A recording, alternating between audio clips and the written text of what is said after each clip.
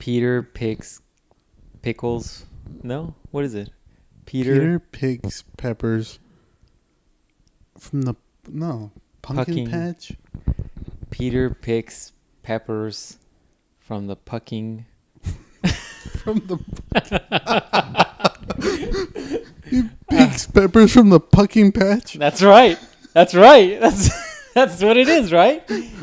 I think that's what it is. It's not from the pucking patch. I beg to differ. It's a pucking patch to me. Oh, man. Cuss like all the Christians at church. My goal now is to instead... See, last week I did a good job because you cussed more than I did. I think now my goal is to replace my cuss. I need to make up a cuss word. That way I could say wherever I am, even at work. And people are like, what does that mean? I'm like, it's my replacement for the F word.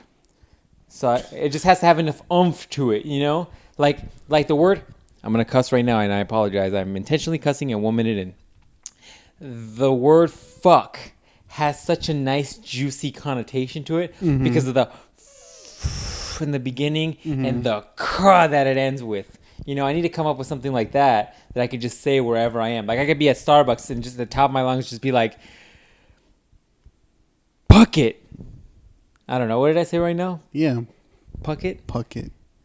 No, puck it. See, the PH sounds too much like an F, and then people are going to be like, did you just say puck it, or did he say fuck it? Maybe I need to do... Puck it patch. That's hilarious. Maybe I need to do... Say something... And I feel like it has to be dual syllable. It has to be 2 syllables. If it's like... Because the word damn doesn't have the same connotation that the word fuck does. And it's because it's a 2-syllable word. Fuck. And that end, you can just... You know what I'm saying? That's a good word. This is going to deter a lot of people that are really like... I don't know. Christian? Yeah, no, that's what I'm saying. That's what all the Christians do. When they cuss, they're like, "Gosh darn it, dang it!" I can't do that. That's gonna take away from my. They couldn't even say "dang it" because apparently that means they're just gonna be like, "Is that weird dude with a man bun saying gosh darn it?" Yeah. Gosh darn it. Yeah. Anyway, so I need to find a new word, but we'll think about that. Anyways, so I hope all of you have listened to part 1 of this podcast. Not part 1 per se, but the first podcast, the podcast where we described our cars, our experiences with cars, what our histories with cars are, what cars we've owned in our lifetimes. And that kind of just gives you a little bit of background as to like our history with cars and my love with cars. I don't know exactly how you feel about cars. You're kind of like whatever. But you enjoyed like going out with me and ruling the streets. Yeah, it was a good experience. There's a lot of close calls, a lot of good times though, and a lot of good stories. So that's actually what this is about. So in that last podcast, we described the cars we've owned, and I said that at the time I owned 2 cars for a while during some of my histories, and I don't know if I explained that very well during that last podcast. But once again, I'll link everything below. And before we get into it, let me also remind everybody that I have linked below a site that you can use to plug in this URL and download this in an audio format for those of you that want to listen to this in your commute, or you want to listen to this at work or whatever. So you could throw it on your phone, throw it on your iPod if you're from 1994, even though I just bought one. Yeah, That's the story. We just went out of our way to buy an iPod, and by we I mean I did, but he came with me. And that way you can go in and listen to these at your own leisure. And leisure. It's not leisure. Leisure is like something you write shit in. Leisure. So that way, you could do it on your own. And all we ask is just, hit a like or post a comment down below or whatever, just so we know what you're listening to, what you like, and that there's people listening to this, I suppose, just so we keep doing this. The goal is to continue to drop these videos once a week, every Monday. And I think that's doable. We're up to 500 views on the last one, man. It's awesome. I really appreciate the love on the last one. You won't know if that's true unless you go check the last one. So I could be full of lies or I could be right on. You'll never know. Go check it out. Links below. So, and by the way, the thumbnail last week was hilarious. I don't know what I'm going to do this week. Everybody should just give that a thumbs up for that. That thumbnail was hilarious. I had to dig deep because we forgot to take photos for those. So I just pulled something out of old podcasts. I also want to say before we start, we're also drinking Colado's coffee For most refreshing Colados coffee, go to Colados. Colados.com/coffee crepes apparently /podcast and get a 2% discount when you buy 13 drinks. Mention us at the door. And they'll give you a firm, manly handshake. Yeah, that's basically the deal we worked out. They apparently know us. We went in there today, and they're like, "Hey, here's your." They remember the drinks, but now they're gonna remember the fake name I gave them. They're like, "Get the hell out!" I should give them like a fake name. I should have been like, "What's your name? Mufasa's son, Simba." Khal Drogo. Khal Drogo. But shout out to Colados. We appreciate them semi-sponsoring this podcast by not giving us a discount. You gotta talk to that dude. What's that dude's name? He's not the owner. We gotta talk to the owner. I want to get to the point where I can just say, hey, can I just use your conference room once a week for a podcast? And I don't know, you guys can join in, but we just need the room, and we need one Colados drink each, and we will name your company and your URL if you want. We could probably even work that out. We probably work that out. Yeah. We'll let you guys know if for some reason we change venues. Yeah, we're gonna be those guys who are like would never sell out. And all of a sudden, this is coming to you. This is coming to you from Colados off here. I named my child Colados. Come here, mocha cappuccino. Yeah. That's not a drink. That's the girl Ruben's dating. That's next week's podcast. Damn. All right. So anyways, we've already wasted enough time. It's almost 10 minutes in. I round up. So now let's talk about cars and our life and how Fast and the Furious owes me money. Just like that potato face looking motherfucker Bruno Mars, who owes me $17.99 for that dog shit CD what that I bought. What album did you buy? I don't know what the name of it is. I don't even want to waste memory on that. It's a dog shit album. His first album is a piece of shite. Okay? All right? As Conor McGregor would say, piece of shite. It's the one with the one single that it was good? Yeah, whatever. Maybe. I don't know. I refuse to buy anything else he makes. And whenever he comes on the radio, I call him some sort of aggregate potato-like item. And then I talk shit about how bad he is.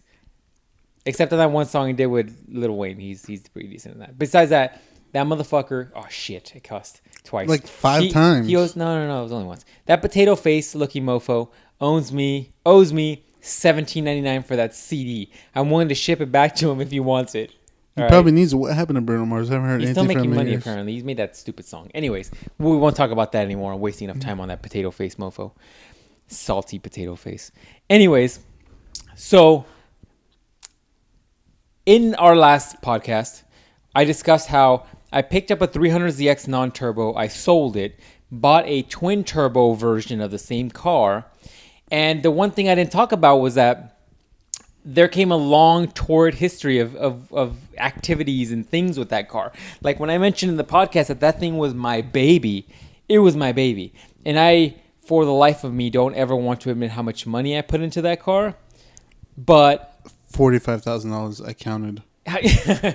He ran my books for me?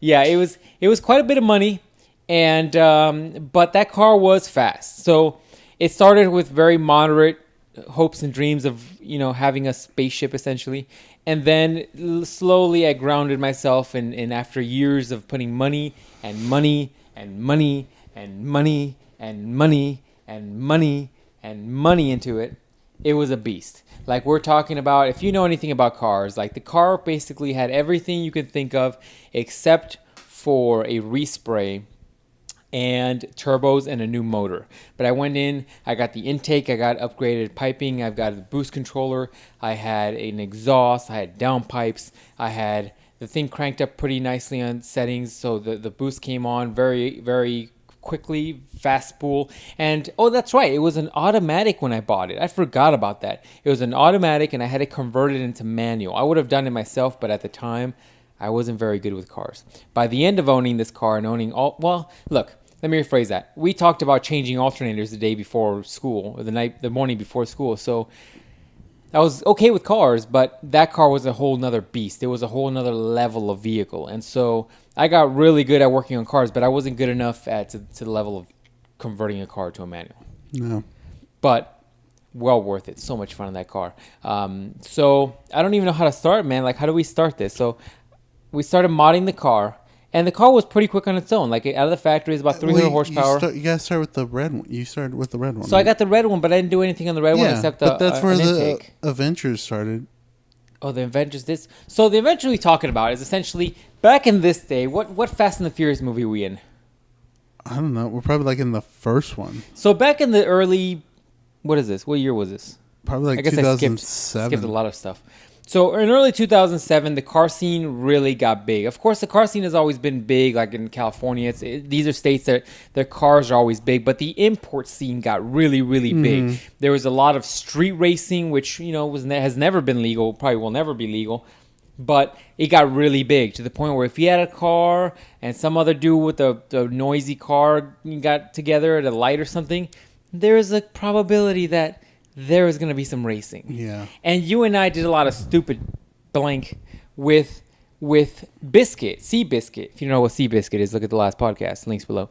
Seabiscuit, you and I, we talked about, teased it a little bit on the last podcast. You and I would race some people with Seabiscuit. And I hardly lose because I also pushed that car incredibly hard for 40,000 miles or whatever it had. I hardly ever lose. It lost a couple times, like a Camaro. Like that was the best car, the fastest car at our high school. At the high school, yeah. It was like they're like, oh my god, it was like a Camaro. 5-6-year-old Camaro. Remember that? It was like Herman's. Yeah. Remember Herman? He had a Camaro. And it They're lost like, oh to my that. god, here comes the Camaro. Yeah, it lost to that, but bow down to it. I'm like, okay, just Camaro, guys. just a Camaro. But whatever. It looked good at the time. So it started with the Seabiscuit. And then from there, I got the non-turbo, which, once again, I busted my ass for, and I worked too much for it. Not too much, but I worked a lot to get it. And then we would mess around a little bit with the Z. The problem with the non-turbos is that they're very, very heavy cars, and they need quite a bit of power to move quickly. And so the non-turbo was a lot of fun. It taught me a lot about cars. It taught me a lot about the way the cars handle, the way they move, what you need to do essentially to make those cars move quickly. That was a lot of fun. That car was a blast. I love that car because it was so pretty with the cherry red. Such a good looking car. But I had the need for speed.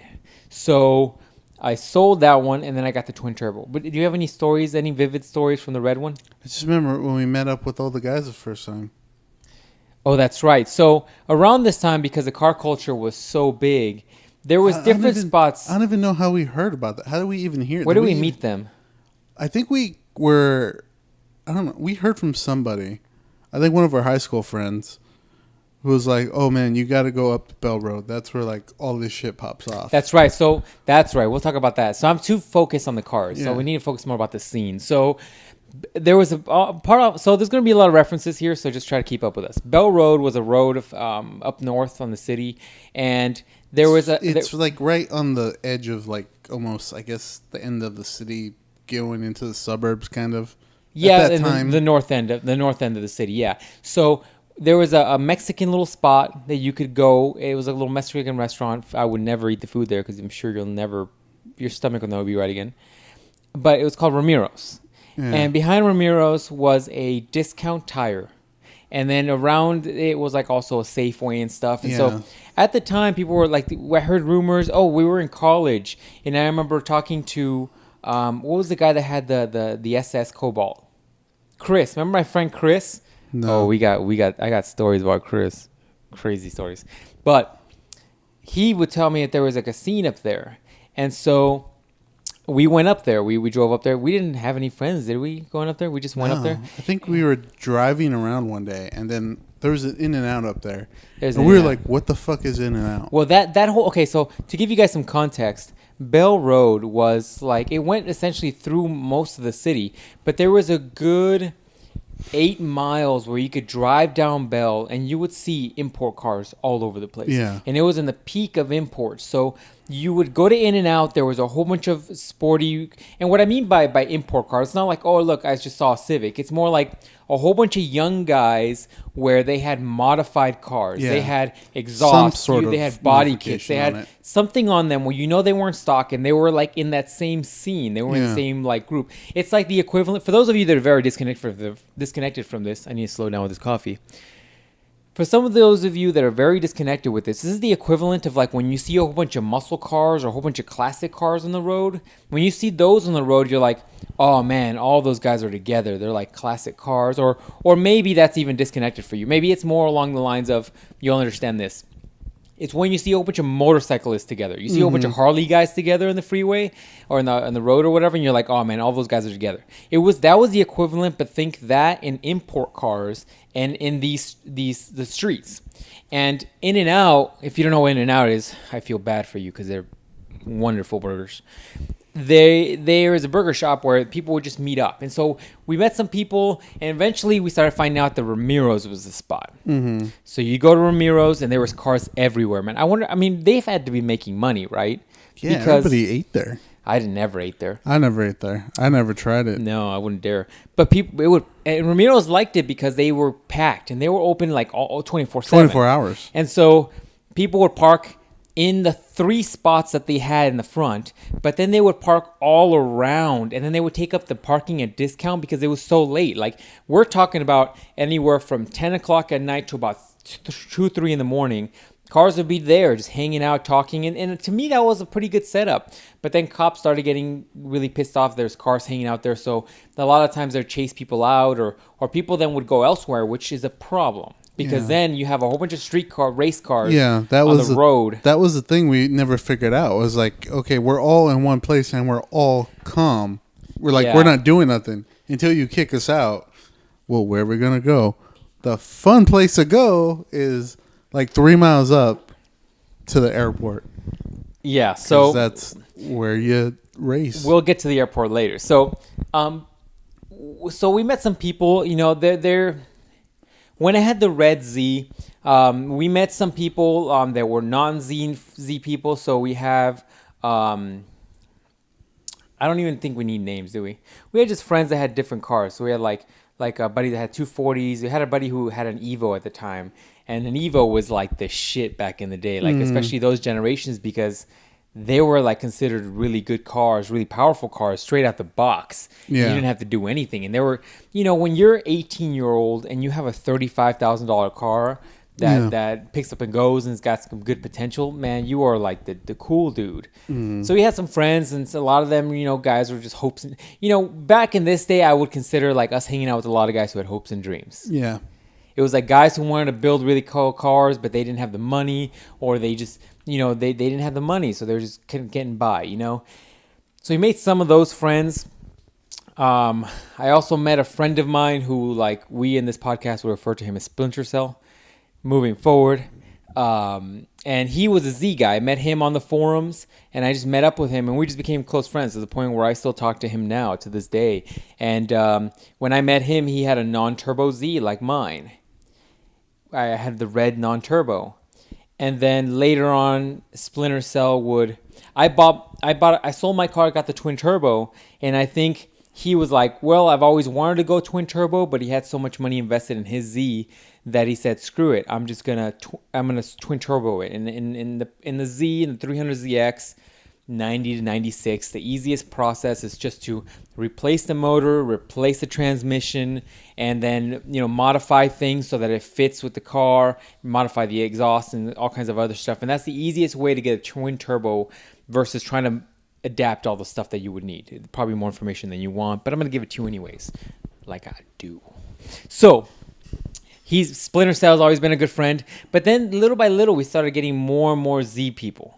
Little by little we started finding more and more Z people and getting more and more people together, and that was always cool, like having a small little camaraderie. I can't talk today. Camaraderie of people that had the same car, and it's a lot easier to get along with people or find people and become kind of more tight knit when you have a group of people together.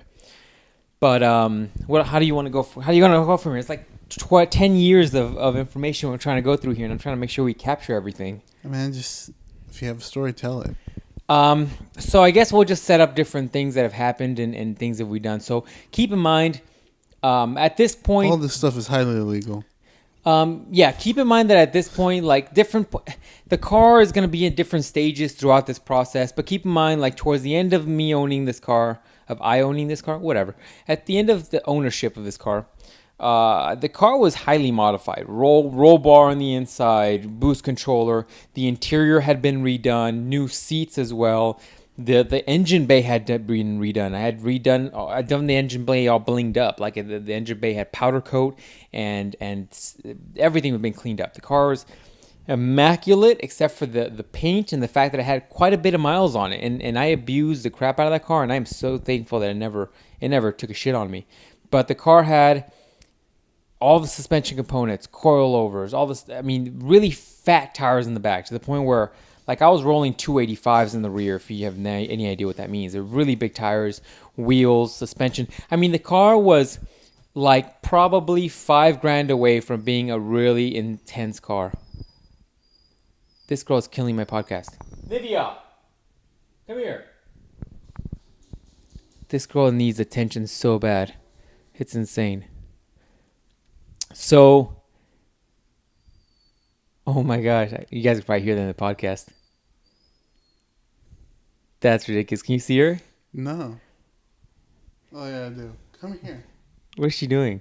She has her stuffed animal with her. She gets into hunting mode, and I think she just wants you to know that she got something. What are you doing, big girl? What are you doing? Look at her. Look at her. How cute are you? Look at you. What do you got there? Dead pigeon? What do you got there? What do you got there? Dead Pokemon? What'd you find? You find a Raichu? Yeah? You got that all by yourself? You got that all by yourself? Oh, you're a good girl. You're a good girl.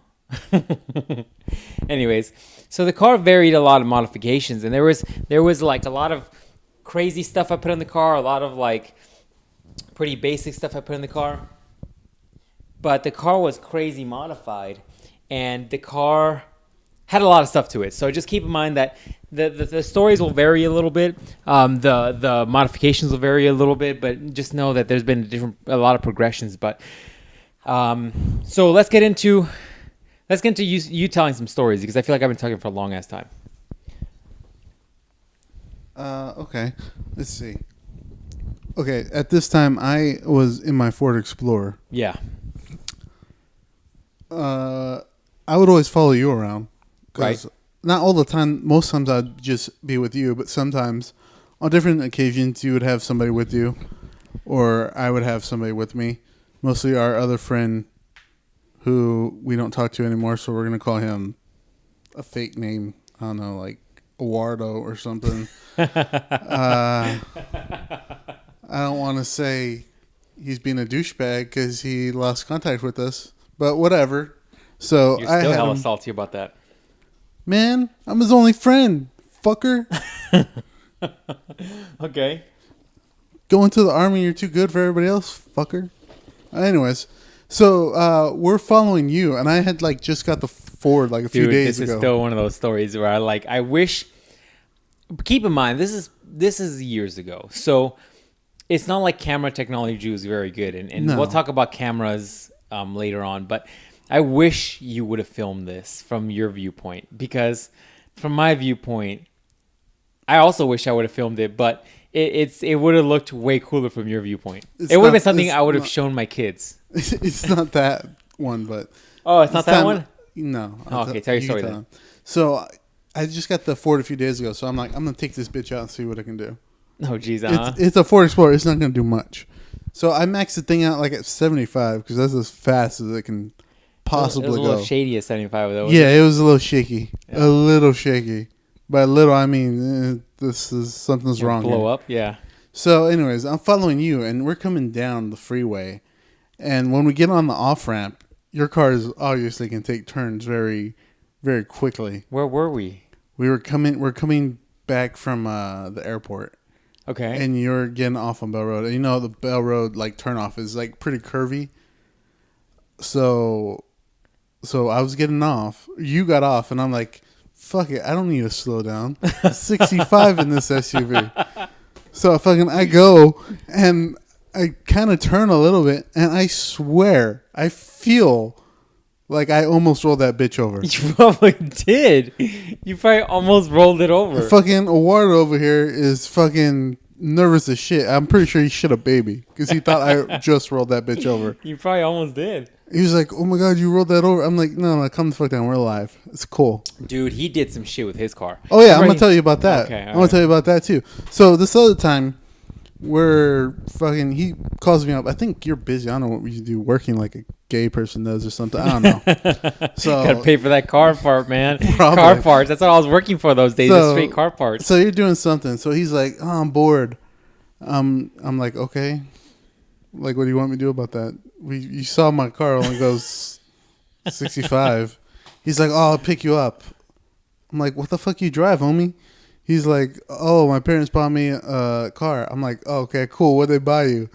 He's like, "Stock Nissan Sentra, but it's a brand new one, so it's fast." I'm like, "No, that's not how cars work. That's not even how it works." I'm like, "Okay." I'm like, "All right, let's go." And so he picks me up, and we cruised down Bell Road a few times. I think it was a quiet night. It was like a Friday night or something. And the dudes we normally hung out with weren't there. Okay. And so I don't know if it's too early or too late. I don't know why they weren't there. I guess it was just like a Memorial Day weekend or some shit. I don't know, whatever. So then you called us up, or I think I called you up. I'm like, "Oh man, we're bored." And so you're like, "Oh cool, I'll go hit you guys up." And so you're gonna meet us. And so we're in the parking lot of what is it? Kmart.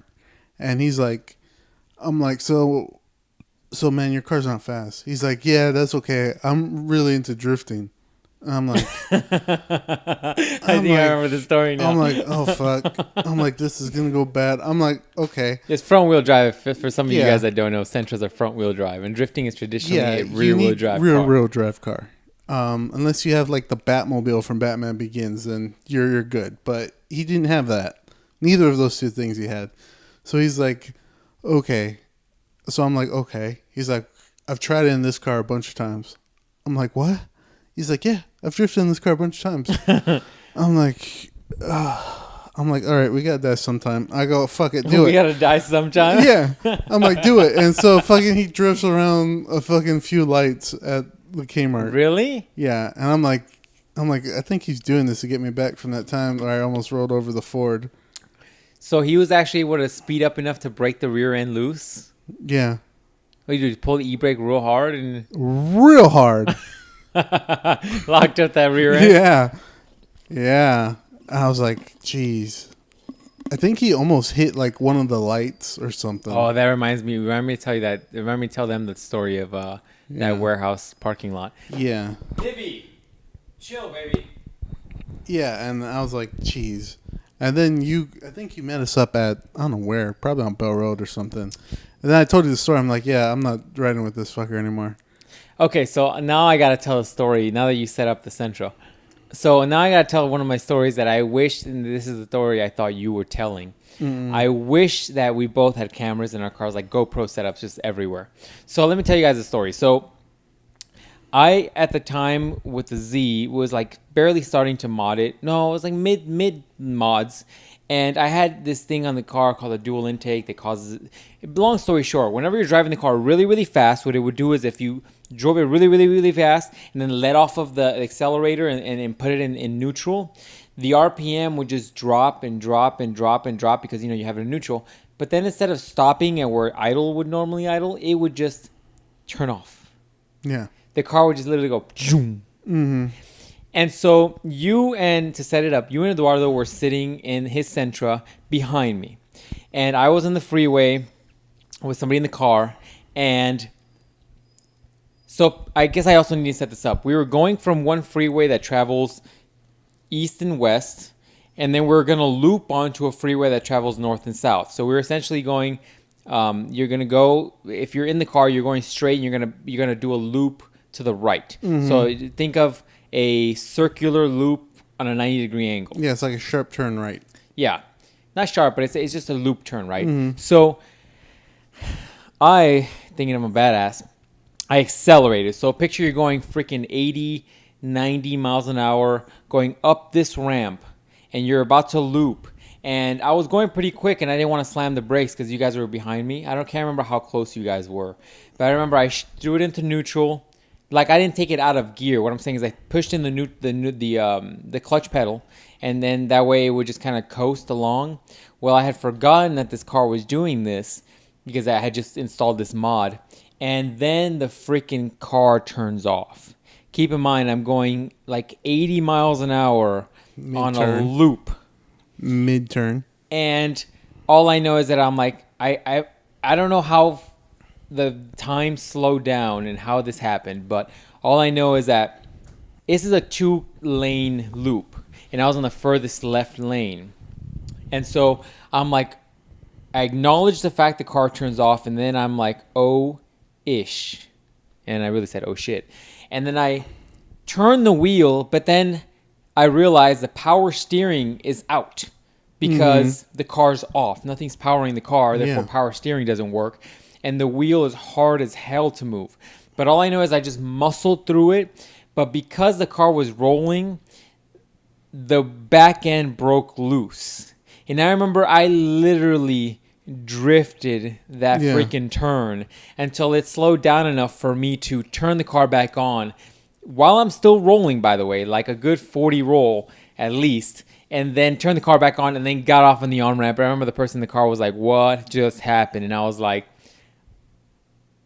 I just did some badass shit. That's what happened. And then your pants came off. And I was like, salute the king.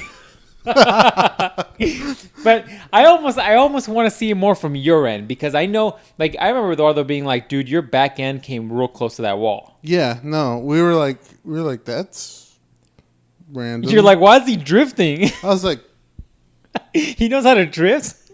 You can't see the look on my face, but I'm squinting real hard, and it was night, and we're like, it was, and that's, I guess I should have said that. It was nighttime. It was like, it was night. It was like midnight, or getting close. It was getting close because we were heading up the bell. Yeah, we would leave. Our nights were fucked up, and we can't do that now. No, we're too old for that now. We'd probably leave. It depends. We'd leave like at 8 or 9. Fuck, that's crazy. But I remember But yeah, it was like between there. So I thought it was later only because I remember nobody being in that loop. I think it was probably like winter.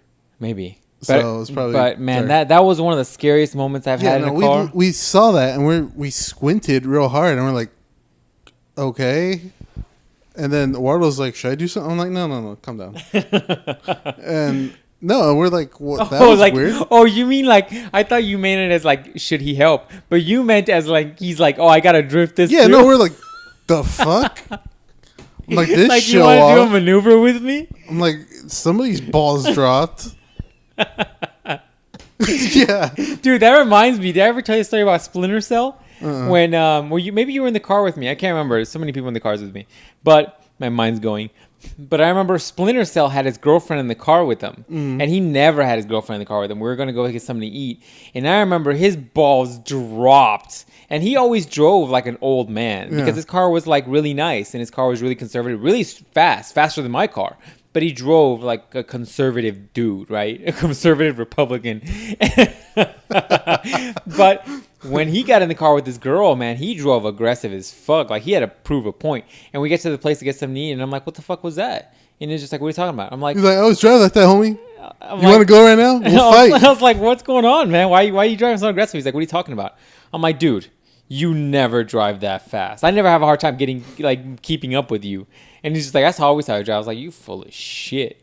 You trying to posture up right here. Yeah, no, that's what we thought until I don't even think you pulled off. I think you... Yeah, no, I pulled off because remember I got off like right here, and then we got into that parking area, and you were like, what happened? And I was like, dude, my car just shut off. I think you're right. Mid loop going 80 miles an hour with no power steering. It was like I was driving like a 1964 Camaro trying to get... Yeah. Dude, that is one of those I wish I had cameras. Because you and I, like, we were trying to start filming stuff. Because I remember, like, I don't know why I bought a camera. But remember I bought that camera that had that flip-out screen? Yeah, we thought we were the shit. We thought we were the shit. So I was trying to film some stuff. The quality of that was... Dude, it was so bad. Watermelon. Like, we filmed some videos at night, especially while in Mexico racing. And we... I remember...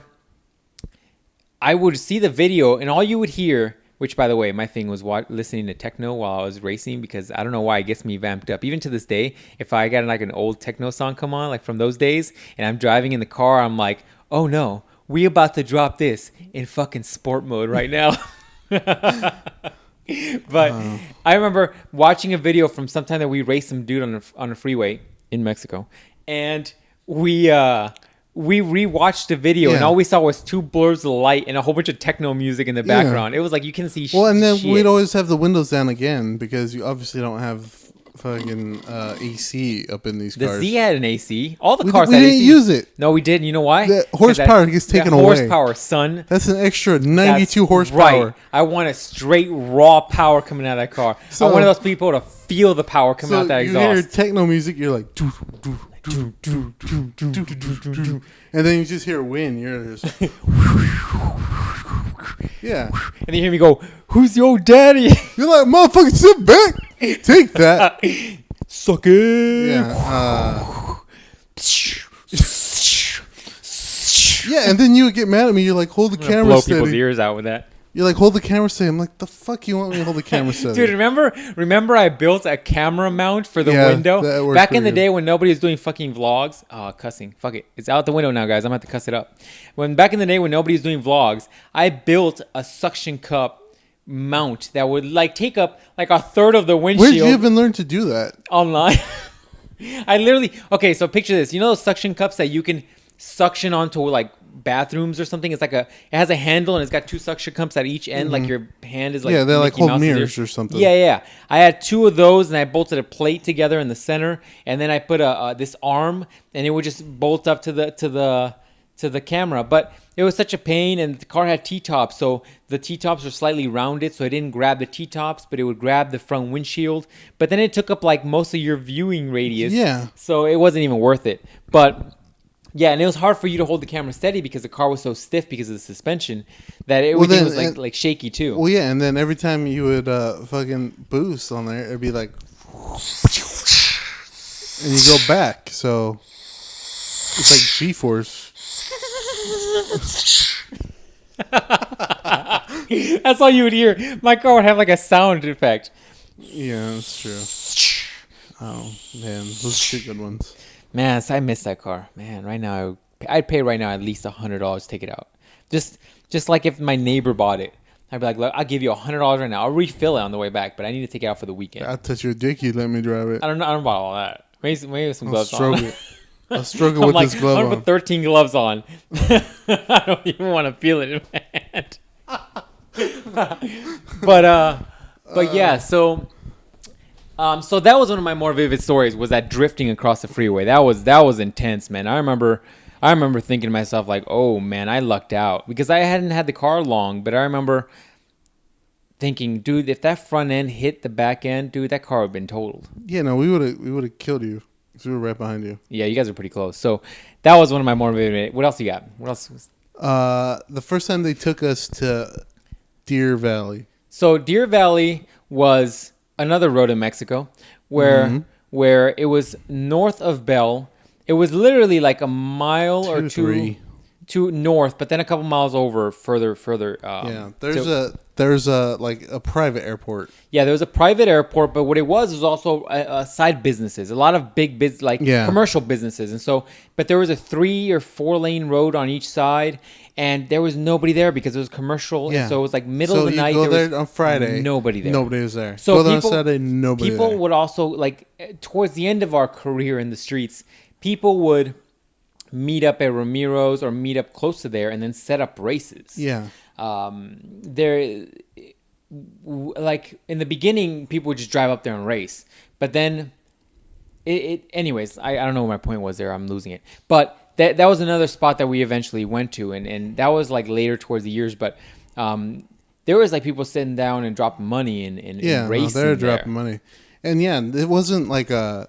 It's not like a private road. It's still like a through road. Yeah, people can go through there, and it's a 3-lane road. So you go on one side and you park in all the businesses that are closed, obviously. And then you get out and you stand like on the sidewalk and you watch the cars race on the other side.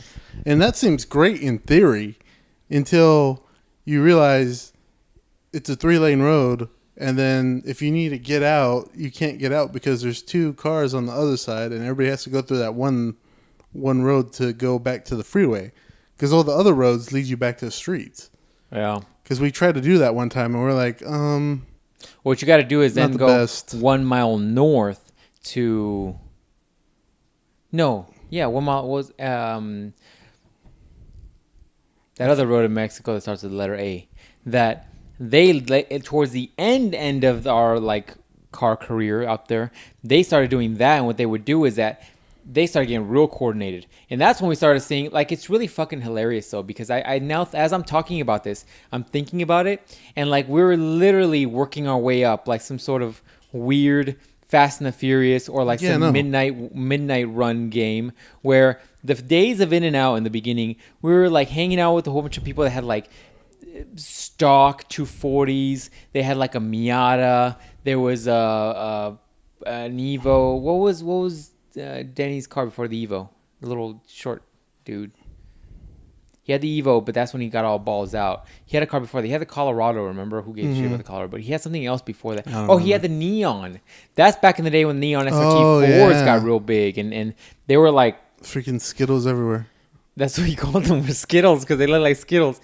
And you know what's hilarious is like the niche shit. Like Neon SRT4 owners were like, don't call my car a Neon. It's an SRT4. And I was like, no, it's a Neon. It shares parts with the Neon. So it's a Neon. But yeah, he had the SRT. So you know, that was probably the fastest car at the time was the SRT4 that he had, which I think essentially is like your car almost. Probably. Yeah, it's the same chassis, I think. But anyways, but then we moved up. That was my train of thought. So it was really funny because it's almost like a video game. We started off with like the really podunk people, and I even had like a podunk. Well, the Z was all right. Z was actually pretty good, but it still wasn't fast. Did they have something before the Z? No. And no. Like Biscuit up there? No. I think one time because the Z might have been broken or something. But I remember we worked our way up. And everybody was like, what the fuck is this? Yeah, right. Like, They're like, what is this? Car? I'm like, it's my daily. Why are you handing down them sunburns for? They're like, get the fuck out of here. They didn't even saw it when it was all blinged out. It had the subs. It had the... Like, if you would have been here 2 years ago. You would have been the shit. But, yeah, so we worked our way up. Like, the In-N-Out days were, like, these, like, racer cars. And then we went to Ramiro's. And Ramiro's was, like, better cars. There's, like, Camaros. There was, like, cars with some decent power, right? And that's where you'd hang out. I just forgot about the other place we used to go. In between, when they kicked us out of Ramiro's, they would only kick us out of Ramiro's for one thing. Because somebody was a dumbass and started doing fucking peel outs in the middle of the parking lot. Yeah. I remember that. Or somebody would come across... Ramiro's is basically on the street. Almost. Yes, off the street, yeah. Yeah, off the street. So somebody would go real slow and then just start peeling out or just rev real hard and the cops would kick us out. Did you see that? They'd be like, oh, where do we go now? Well, it's too early to go race. So let's go a mile up and to the right, and there is a Sonic's and a Walgreens. Oh, that's right. Yeah. So it was Ramiro's, and then it was a Sonic, and the Sonic was a little closer to Union Hills. But back in Ramiro's, did you ever see that girl who flashed everybody? Dude, I missed that completely. I missed it. I just remember seeing a girl go, yeah. And I turned around and like this car was passing by and the girl was getting in the car, like getting back in the window. Mm-hmm. But I remember being like, what, did you see that? And I was like, no, what is that? And I guess the girl was just like flashing everybody. No. I was like, man. No, I remember that clearly because I think. Dang it. I remember that clearly because. I missed some titties. I remember that clearly because I think the people who were hanging out. As a teaser. As a teaser on the Instagram, be like, I missed titties. Yeah, so people would go from Ramiro's and then go to Sonic because I think Sonic wanted people there. Like they were more willing to have people park in their spots. Well, that's what they do. It's like a drive-through. Yeah. Thing. So at the Ramiro's thing that day, I remember that because I was like, it was like boring or something. We're like, we're gonna go to the next spot. Yeah, we would often go back and forth. Yeah, and I was like, I'm gonna go round up everybody because people would eat inside. The people we hung out with. I'm like, I'm going to go eat inside. I'm going to go I'm not eat. I'm going to go get everybody inside. I'm going to take a piss. Because Sonic's didn't have a fucking place you could piss. So I'm like, I'm going to go take a piss. Yeah, I was more and then I went inside. I was like, hey, we're all going to leave right now. And they're like, okay, cool. We'll be out there in like 5 or 10. I'm like, cool. And I took a piss. And I come back out. And the one dude with the 240 just has the goofiest ass look on his face. And I'm like, what? He's like, I bet you can't see that face. Yeah, you can't see his face, but he had this stupid smile grin on his face. I'm like, what did I miss? He's like, I saw some titties. I'm like, what? Dude, He's like, I'm missing. he was so some freaking titties. hilarious. He was a hilarious ass dude. I'm like, when did that happen? He's like, just now. I wonder if he made it into the Air Force. Maybe. He was hilarious. He was freaking hilarious. He made me laugh like roll all the time. He just had the stupidest like little faces. Yeah. Yeah, I remember people would go back and forth from Ramiro's and In-N-Out. Especially if I was like, I need something to eat. I'd either go back to In-N-Out or go to Sonic because I'm not eating Ramiro's. I don't think I can't remember eating Ramiro's. I'm sure I got a drink. I think that's all I got. Yeah. But so that was the thing. It's like you had Ramiro's, then you had Sonic. Well, you had In-N-Out, but In-N-Out wasn't really... it was a spot in the beginning, right? It was a little bit of a spot. So In-N-Out... Not for everybody. That was kind of our spot? Our where we spot. met up with everybody because it was all right off the freeway in Mexico. Yeah, we were so cool with those people. We were so cool with the managers that even the manager was like, "What's up, guys?" Yeah. Like they would close at 1:30 and we'd still be out there like talking. Yeah. And he'd be like, "Hey guys, make sure you pick up all your trash before you leave." And he was chill. It. He was chill. Towards the end, they really didn't like us though. I don't think. No, I think no. New manager probably. Yeah, I think it was a new guy. Yeah, but I remember it was In-N-Out, then Ramiro's, then Sonic, and then people would go up to Union Hills, and then like towards the end, and this is towards the very end, like there was the airport, which was Union Hills, I suppose. No, is it? No, Union Hills was where Sonic was. So you had the airport, and then after the airport, people like cops kept breaking things up, and so people would head up 1 more mile up north, coordinate inside of outside of a Home Depot parking lot, and then they started getting smart. And this is when people started getting really like legit. Like this was like if you were on like the midnight tune game, this was like the ending levels. Because then what they would do is that they would take like a car, 4 or 5 cars. They would go in this nearby freeway in Mexico that was a 2-laner, and the 4 cars would just line up like taking all the lanes up. And then what they would end up doing is just slowing down to slow down the freeway, which 2 a.m. it's not like cars there. Yeah.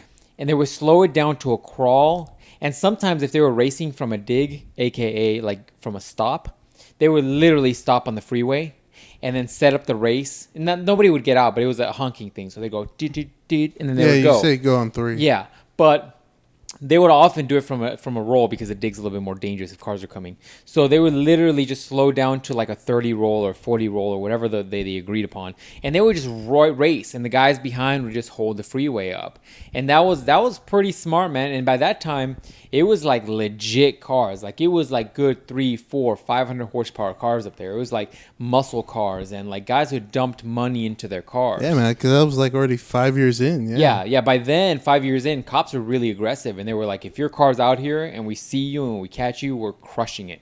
Mm-hmm. And that's when people's hopes and dreams are crushed. Yeah, I remember one time, we went to Deer Valley and we were watching the races. Fucking cops showed up.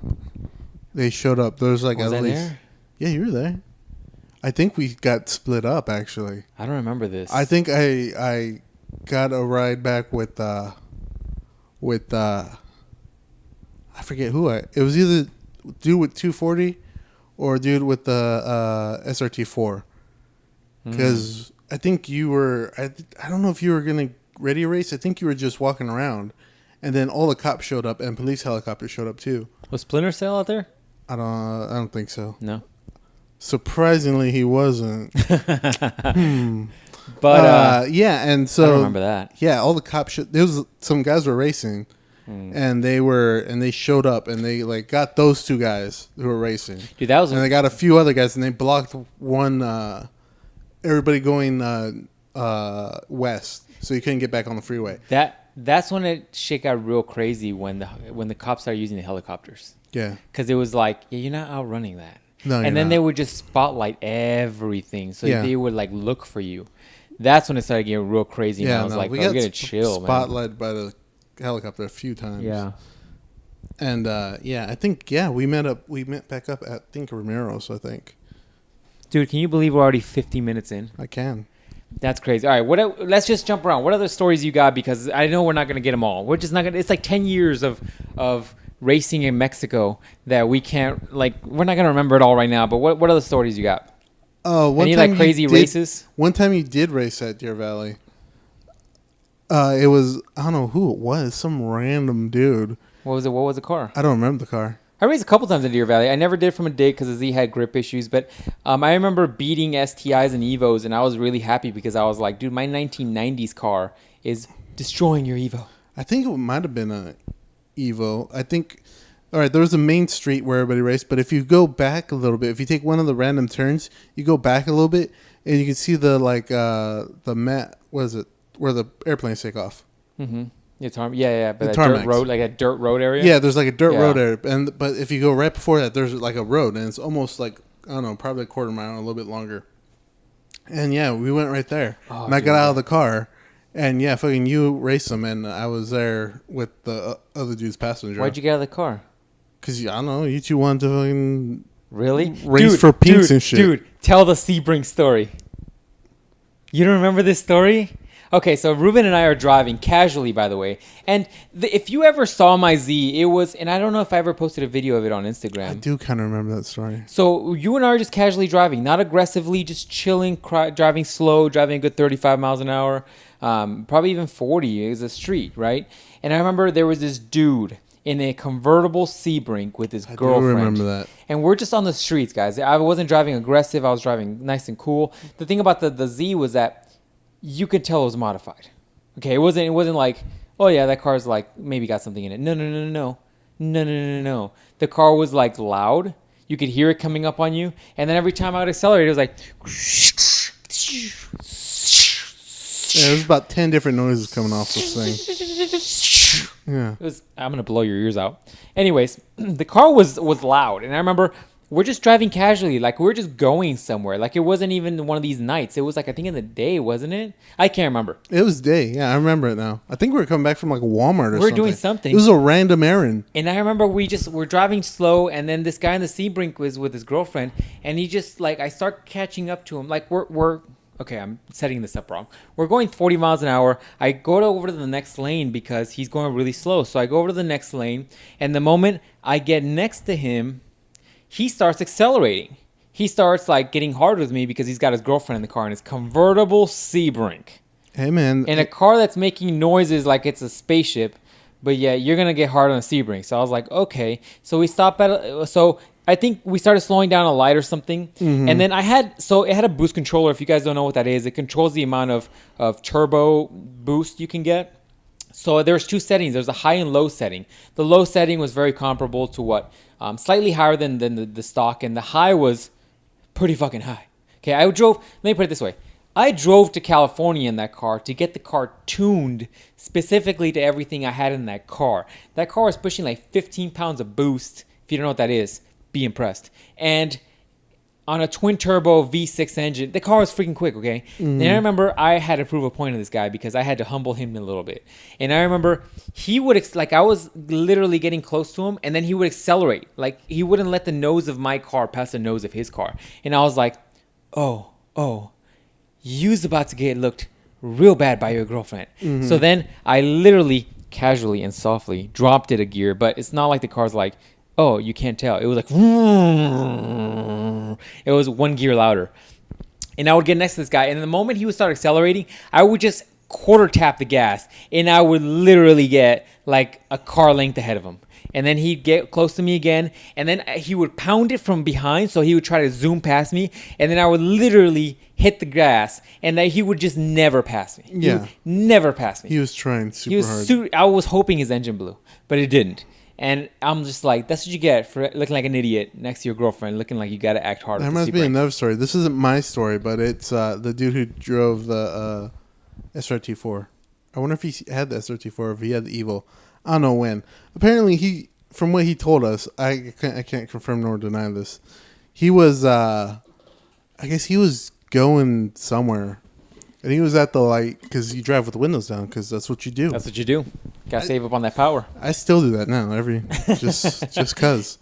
So he came up to the light or something, and some dude in like some other car starts talking random shit to him, and he has his girl in the car. The dude who's talking shit has his girl in the car, and so I guess the dude, our friend in the SRT4 or the Evo, is like says something along the lines of, hey, if I win, I'll get your woman. And so the dude's like, oh, okay, fine, let's go. And so our friend in the SRT4, the Evo, ends up winning. And so the girl gets out of the car and goes with our friend. No, she didn't. Yeah. You saw this? No, I didn't see it. I can't confirm it or deny Wow. it. And so apparently he's like, and then that's when she walked in. He's just like, ass grass or what is that saying? Ass grass or gas or something. yeah, like that? something like that. And so she's like, so where are we going? He's like, I'm dropping your ass at home. I want no trouble. He was such a hilarious guy because he was like a tiny little dude. Like he's a small like he was a small little guy. Like he's probably like 95 pounds wet. He was like a tiny little dude, but he's like said a weird confidence to him. But he was a cool guy. He was a real cool dude. He had some soft to him. Yeah, and that was his story apparently. Yeah, man. What other stories you got? I feel like dude. At first I was like, we're not gonna have an hour, but we just almost hit an hour. What other stories you got before we forget? I remember the time that me and Splinter Cell got destroyed by a Cobra, one of those Cobra, one of those cars, Shelby Cobras. Oh my god! And dude, I had a head start. I was a quarter to a half a length in on a freeway ramp, and my buddy was like, why I was in front? I have no idea. It doesn't make sense. And my buddy was behind me, and they lined up at the beginning of the thing, and I was just like punching it, and the Cobra literally made him look like he was standing still and still passed me up when I was accelerating. That thing was so powerful, but it's got no weight to it. I say, what does that thing weigh? Like 10 pounds? It probably weighs like probably engine? 1,600 pounds, and it's got like, it's all fiberglass, so it's like a gigantic 500 horsepower engine. Ridiculous. It weighs the engine and whatever the passenger weighs? Yeah, pretty much. If that guy has more food in him than normal, it weighs a little less, or a little more. And the Starbucks he's carrying? Pretty much. Yeah. What are the stories you got? So we went to the place where there was a lot of cars that would show. Like there was a part on the other side of the town where dude, it was so bad, and I should probably say this. It was so bad that I would literally waste a tank of gas on my daily driver, whether it was Biscuit or it was a G20 for work during the week. And on the weekends, I would waste another tank of premium gas on the Z all weekend cruising and going to all these cars, because we would go across the city to another location where cars would meet up, and it was imports and domestic and a whole bunch of cars, just all tuned cars, and that was like a car show every Saturday. Still do they that still now. do it. Apparently, it's way died down from what it used to be. We should go back and check it out. But in the winter, I'm not going right now. Yeah, we're not going right now, but it still happens, and that was cool because we saw a lot of cars. We made a lot of friends. Oh, dude, we didn't even get into the car club thing. So. First and foremost, I want to say fuck you to West. So any other racing stories, dude? I wish there's so many of them, but there's just I can't think of all of them. I have to do part 2 eventually. Eventually, I think we'll have to. If you guys like this, we'll do a part 2. But there's so many race stories. Like there's a lot of times I humbled people, like that Sebring guy. There's a lot of times like that. I just remember just like cruising a lot just for no reason. We cruised a lot, dude. We would see. You know what I loved the most was just like if there was. That's why I like doing it at 2:00 in the morning. We would just get on the freeway, especially like Splinter Cell and I, in his car and my car, and we would just cruise the freeways. You know, it wasn't even anything aggressive. It was not a lot of racing. We did some pulls here and there, but it was just nice, relaxing to just be on the road hitting. Like I hit this weird thing where my mind finds balance like at about 85 miles an hour. If I can hit about 85 miles an hour, it's like it's going at the same speed as my mind, and I'm relaxed at that point. So we would just cruise the freeways, and sometimes we get back home at 2 a.m, and like we were just looping the freeways. Like we would put probably like 100 miles in the car. We're just looping freeways. Yeah, we did that with the other dudes sometimes. I don't know. One time, I don't know what we did, but I think we got back later a lot. Oh, yeah. But one time we literally stayed out. We left, I think, like at 7 or like 8. We didn't come back until like 5 a.m. Because we ate, I don't know what the fuck we were doing. Because we ate breakfast at IHOP with all the dudes. Yeah. Like we saw the sun come up. Dude, I still remember the days of like at 3 a.m, there's nothing to eat, and going in and out and just like buying breads and sodas. And yeah, I packed on some weight during those years. QT, I mean. QT, I'm sorry, yes. And we would just get a whole bunch of just snacks, just sugary junk. Yeah, you had to. Unless we went in and out. They stayed open till 1:00 in the morning. 1:30. We almost hit up every in and out in the freaking city. Yeah, we had a lot. Before we were like, oh, there's only one in and out. Then we were like, oh, there's way more. Just got to go to BFE for them, which we did. I miss it, man. I miss all this shit. Like, I miss driving the cars. I miss, like, as much as the Z was a pain in the ass, dude, I got so many tuning stories for the Z, like projects, like Like I remember Nikki. Remember little Nikki? Mm-hmm. Z Nikki. I made a lot of Z friends, which one day I'll tell you guys about how we started a car club. But that's probably another day because we're already an hour in. I like to keep these in about an hour. But Nikki helped me replace the 120K kit. So when a car in the Z300ZX turns 60 and 120,000 miles, you have to change out the timing belt. The 120 is way more work. A lot more things have to be changed out. But literally, you have to remove radiators, front areas, piping, the timing covers, the timing belt, crankshaft. I mean, a whole bunch of stuff. And you have to replace stuff. And I remember being at his house for a good 6 hours replacing stuff. Like, it was crazy to the point where I would probably pay somebody to do that again. No, I probably would still. I would do it. But it was intense. I remember like being so many times I worked on that car and I was like dazed, man. Like I was like out of it. Like, what am I doing? What am I looking for? Where's this tool? It was so many stories. But I think, dude, there's so much to talk about. So much to talk. I'm getting stories now of like working on the car. Like I remember one time I deleted some stuff that I can't speak on microphones about because I refuse to talk about it. But I did some stuff to the car that required me working on the car, and there was this one thing that I needed to remove, and it was like a you do it or you don't do it thing, because if you do it, you got to be able to do it. What I mean by that is like the bolt you have to remove is in this really awkward position between the engine bay that.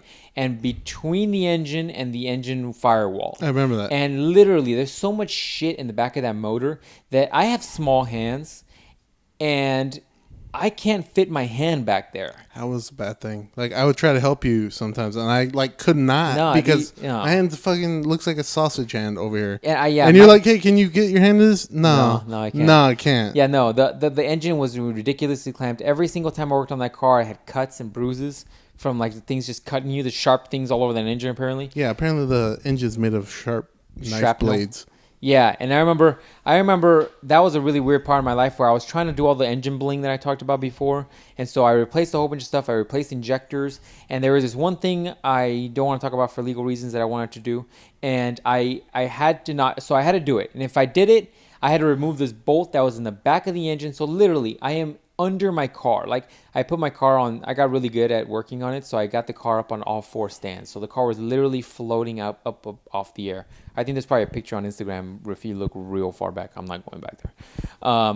And I was literally under the car, and I have a Dremel under between the engine and the firewall, and I'm dremeling this pipe. And I'm already cutting it, there's sparks coming out. So if I can't get this bolt out, I'm fucked, because the engine is going to just spew stuff out everywhere.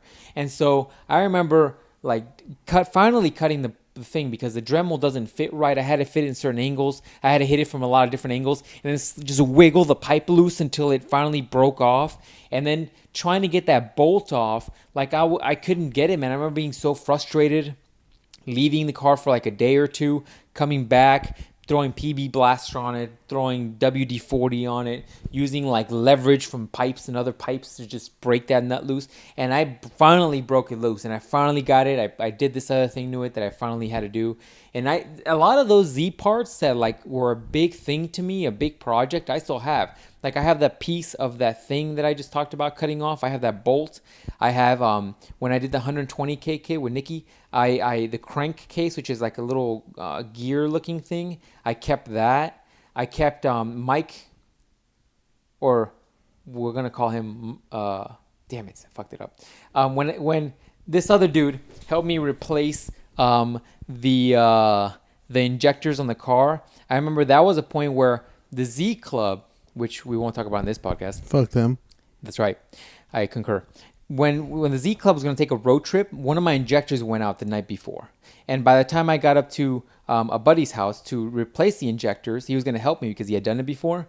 The 2 injectors had already been gone out. So I was running on a 4-cylinder engine. And by the time we got to his house, we started working on it. We're like, screw it, let's do this. We started working hours. And literally, we were there 14 hours later, about 4 hours before we had to go on this road trip. We're working and put this car back together, and the way I ran with that car was if anything broke, I upgraded it. So when the injectors went out, I had to go to a bigger injectors, which means that I had to change the ECU for chip it differently. I had to do this and that, put in new hoses, blah, blah, blah, blah. And so I remember being 14 hours in, and I vividly remember being in his garage and just saying, all right, dude, I need this tool. And he's like, I thought I gave it to you. And I'm like, no, it's up there. I'm like, you just had it. And he's like, yeah, I know I just had it, but I can't find it. And we're like looking for like 10 minutes. After 14 hours working on this car, we're sitting there, I'm like, I can't find the tool. And literally, it was right in front of us. Right in front of us. Like, you were just disoriented. You were just out of it, man. And no shit, no kid, I kid you not. Like 4 hours before the start of this road trip, we got the car started. And we got it going, and then we forgot to bolt in something that was a ground wire, and then it fried something. Luckily, one of the other Z guys had the extra spare of the thing that we fried, and they drove up, because my car was like on the side of the road, like right before we were all getting ready to go, like a mile from his house. And one of the Z dudes went to his house, got the spare one, we replaced it, and I still went on the freaking road trip. Still went on the road trip. Fuck that. Dude, that was intense. Like, I still have that. At work, I have the gear from the 120K kit. I have spare injectors, which I have the injectors that I replaced on the G20, by the way. I replaced the injectors on the G20. Remember one injector took a shit on me? I don't know if you remember that. I replaced the injector on the G20. I have the injectors at work. I have the gear at work, and I have the little piece of that bolt I took off or whatever. I have all that shit at home at work because it reminds me of like all the difficult times that I like put work into that car, and it paid off. And after busting ass, it paid off like a motherfucker. And I went on that road trip, and I got some sweet, sweet boosting weather because it was snowy up north. I thought you were going to say you got some sweet, sweet walls. You'd think I would say that, huh? I would think so. But that's not. But you're like, no, just. That's not what happened. I got sweet boost. Boost. It was cold weather. It was lovely. Damn, it's too much work, man. Nah, man, it's beautiful. That's and when I referenced on the last podcast when you had the Supra, and I was like, yeah, man, I was telling you to put a big old engine in there, just put a big old boost turbo in it. I remember, like, that's where we were. Like, this is where I was in this process. Like, I was very into cars, very into working on them, very into, like, Everything was, you're like, it's a weekend project. Everything was a weekend project. Every weekend I was working on the car. If it wasn't cleaning it, it was, like, tinkering with it. If it wasn't adding new parts, it was, like, getting ready for the next thing. Like, that car was my baby. And it was so difficult to let me go. And it was even more difficult. And I have video of this. I won't probably find it for this podcast. But it was even more difficult for me to see somebody else get in my car and drive away with it. That was hard as fuck. I remember when you picked me up, I was like, we got to go. We got to go now. A little bit of me was because I saw that guy test drive it, and he drove it hard. Like, I'm like, you better buy it after. Like, you know what I'm saying? Like, when girls are like, you got to put a ring on it. Like, you better buy it if you're gonna drive it this hard. He did drive it pretty hard. He drove it so hard. But that car was I love that car. And if I had the time, if I had the money, I would do it again. The big thing, the majority reason why I sold the car is because I wasn't driving it. I was like driving it, maybe I was turning the car on maybe once or twice every couple months. And I was like, the battery was dying because I wasn't really driving it. And then, when we moved away from the Z Club, which we'll talk about some other day, fuck them. And then Splinter Cell moved away. There wasn't a lot of car guys because all the original guys we hung out with, the 240, the Neon, the Evo, the Miata, all that stuff. Like they kind of did everybody moved away and did their own thing, and we didn't really have a lot of car friends anymore. Yeah, no, it died down like 2009. I think the cop influence really made a big difference, and I think Fast and the Furious also wasn't coming out as often as it was, and then I think it had become more of like what the Expendables is now. Like, you're just like, whatever, it's just the Expendables. Yeah, I think it like was finally done around like 2010. Yeah, probably. And I think things have kind of died down a little bit, and so we all kind of got involved with different things in our lives, and I just wasn't driving it, so I got rid of it. But I think if I had the time again, I would build it again because I think it was a nice, fun, relaxing project. It wasn't at the moment. I'll tell you that right now. At the moment when it was happening, I was cussing. I was frustrated. I was pissed. I was like, why is there... Dude, me and Splinter Cell would often have this quote where we were like, why is everything on this fucking car so difficult to do? Everything, like changing the oil was a process. Like you had to literally, you might as well lift the car because the car was so low. You might as well have just put the whole car up in the air. So you lift up the front end, you put a little bit you had to drive up the car on some little ramps, baby ramps that were like custom made because otherwise the car's not going to clear. So either you have to do that or you had to jack up a little bit on the side and then you put something under it. And then you jack up the other side, put something under it. And then you can finally fit a real jack, get a jack up, jack it up. Yeah, that's true. Put the stands and then run on the other side, put the stands on the other side. Yeah, and jacking up was like a 2-person job. Yeah. Because you'd be like, what are you doing later? I'm like, I don't know, whacking off. You're like, oh, cool. Come whack off the car because I need you on this side. I'm like, oh, okay. And then I would literally have to go around to the back, jack up the car from the diff, and then put it up on stands, and then you could change the oil. Like everything was really difficult in that car, and I think it was definitely needing another 10 grand worth of stuff. Like I needed a new engine. Like when I sold the car, I had 170,000 miles on it. And those weren't nice, happy miles. Those were rough miles. Dude, I beat that car up. Unlike Splinter Cell, like I beat that car up. I beat it like a drum, if like some rappers would say. And that car, man, I love that car because it never gave up on me. Like I've never heard of a car with 170,000 miles, and if those were the original miles on it, those turbos were like. Those are like the Mega Man X of turbos. You know what I'm saying? Like they never gave up. Yeah. So I missed that car, and maybe one of these days I'll build another one. But I know that car needed a lot of TLC. It needed paint and body work. It needed an engine, some turbos, and then maybe some other little work. And I could have been, a good. I could have gotten some power out of that car. But it gave us so many good times, man. Like I can't even describe how much fun we had in those times. How much stupid stuff we did. How many fun stories. Like I don't even think we got to all the stories. Like I just can't think of like a lot of good, vivid ones I can paint the picture on. But I got one more bonus story for you. All right, what is it? All right, we'll end on this because we're an hour and 15. All right, one more bonus story. This is when we're hanging out with our friends. I guess we weren't hanging out with them, but it was like a Friday or Saturday. They're like, "Oh, hey, we're gonna have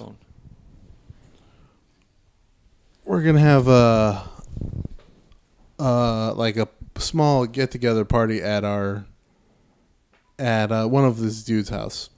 He drove a Miata, and so we're like, "Okay, oh my gosh, yeah, that's how we're gonna end this." Oh, okay. So we're like, "Cool, all right, we'll go over there." This isn't an often thing, guys. It just happened once. No, so we go over there, and first thing we go over there, and we're like, "There ain't no food here. There's only dudes here." This might be the teaser on the Instagram. Yeah, it might be. So we're over there, and we're like, I'm like, wow, this really just us. Like, this is literally the same group. At this point, it was like, what, almost 10 of us? 8 of us? Yeah. A good 10, right around 10. And we're like, wow, this is literally, I thought there would be more people here. No, it's literally just 10 of us in a house. Well, no. There was other people. Because remember that one girl I was talking to went with us. And there was other girls there as well. Yeah. And they were outside, but all of us guys, they were like, okay, our buddy Mike was like, come in here. The 240 guy, he was like, come in here. And we were like, all right. And we're like, why are the guys all going into this room? And the Miata guy, because there's a Miata guy's place. Yeah, and he's like, yeah, we'll show you this video. This video of go ahead. This video of this girl I was banging. I was like, what? I was like, and this is the weirdest experience I've had with dudes. Yeah. He's like, no, it's a video of this homemade movie I filmed with this, what was it, like his ex-girlfriend or his current girlfriend? Yeah. So and I was like, okay, so we're just gonna chill here on this couch and watch your shit. All what you do is just watching. 10 of us watching this guy. I'm like, okay. I'm like, all right. I'm here. I go put it on, and so he puts it on. We're just watching this dude go stroke for stroke. And the worst thing was like, I was like, dude, I don't need to see your dick, bro. Like it was literally, think of a homemade video. Yeah. You know, when you're holding the camera and there's like some shaking and some moving, and all you see is like some close-ups of like dude man rod sliding into some girl. Yeah, and it's just like the shittiest homemade video, like even worse than like the Pamela Anderson Tommy Lee. Like it wasn't like when I'm describing to you. Don't think it's like Pornhub quality. No. It's like it's red, bad. Red tube. It's like your parents' home movies from like the VHS days. Like the only thing you see is like minuscule dick going somewhere. I don't even know where it's going. Savage over here, minuscule dick. The dude was a good looking dude. It can't be fucking. Can't have everything. Can't beat around the bush. We're like, man, that's a good looking dude. He's a good looking dude. Because I remember the girl I was talking to, which I wasn't technically talking to her, but I was kind of talking to her. He was trying to hit on her. Oh, that's hard right. That day. He was like, so what that fish do? Later on, no, not that one. Not that one. I'll tell you later. Tell me later. He took her into a room and he was like dancing with her, and she like told me later on, and she was just like, no, he was getting aggressive, like, and he was getting a little aggressive. But you know what's freaking hilarious? She like ended up giving her her number because we were just friends. He ended up giving her number, and then they were gonna go out on a date, and we're friends at the time.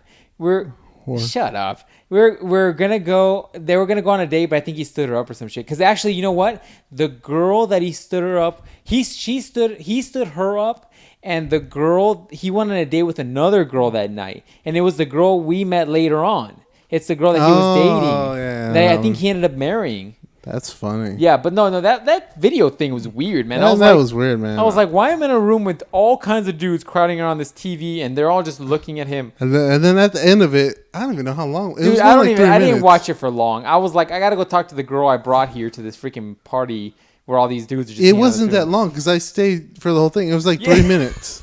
I like how you're like, I stayed for the whole thing. I wanted to really sit down and evaluate this video for its merits. Well, I'm not going to show disrespect to him. Be like, man, you're stroke game weak. I'm going to get up and leave. You're like, yo, bro, what you should have done right there is just literally smashed your face on the pillow and just gone to town. Have you seen Game of Thrones? No, it's going to come out in a couple years. Khal Drogo is the guy you need to listen to.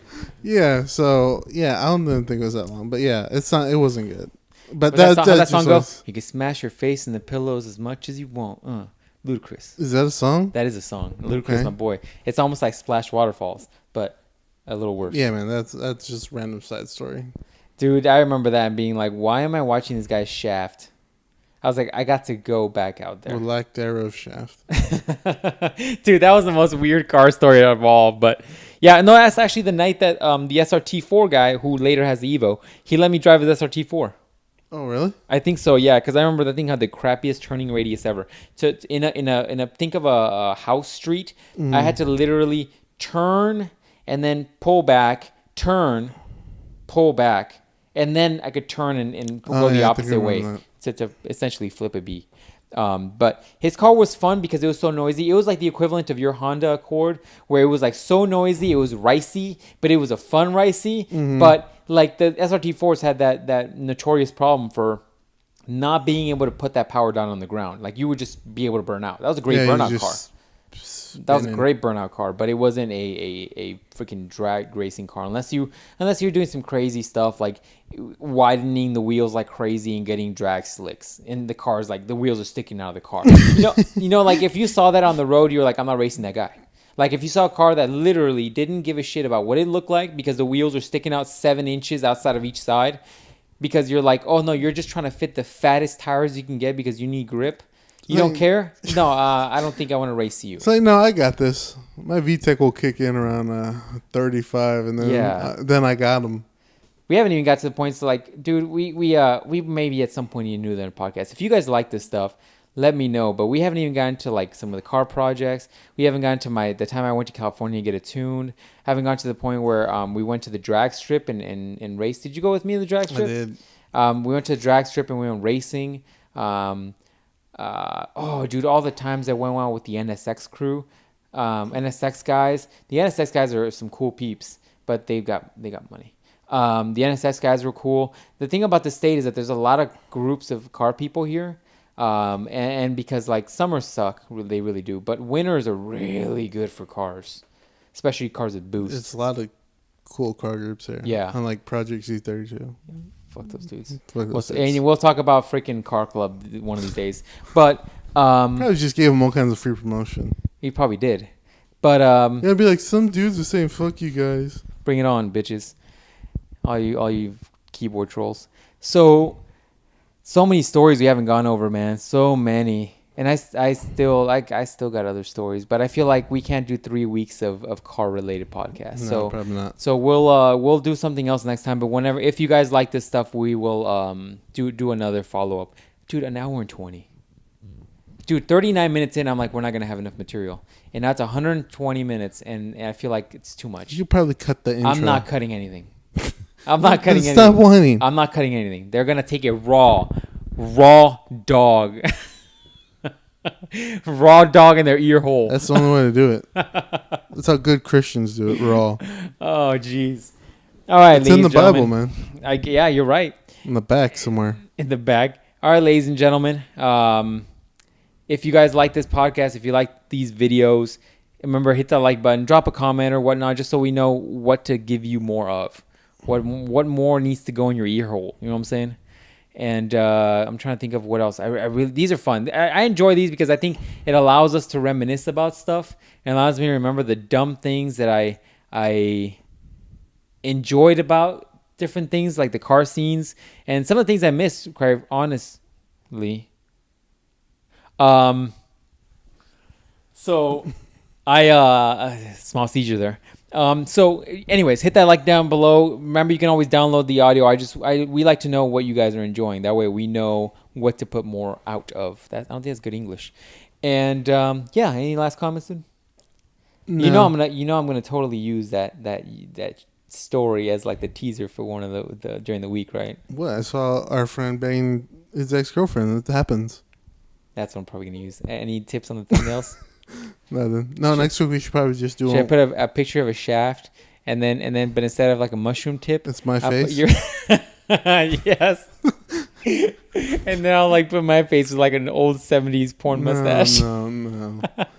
No, you need to do there's should be a picture of Paul Walker and Vin Diesel in a car together at one time, where either Paul Walker is driving or Vin Diesel is driving. Do you have any preference if you want Paul Walker or Vin Diesel? No. Well, you gave me Vin Diesel's body last time. Yeah, I didn't really matter to me, but I think it's just because of the angle of our faces. So now, I guess I could have flipped them. Well, you're the one who's driving, so you're gonna have to be whoever was driving. It doesn't matter. We'll see. So, all right, ladies and gentlemen, hope you guys enjoyed it. We'll see you guys next time.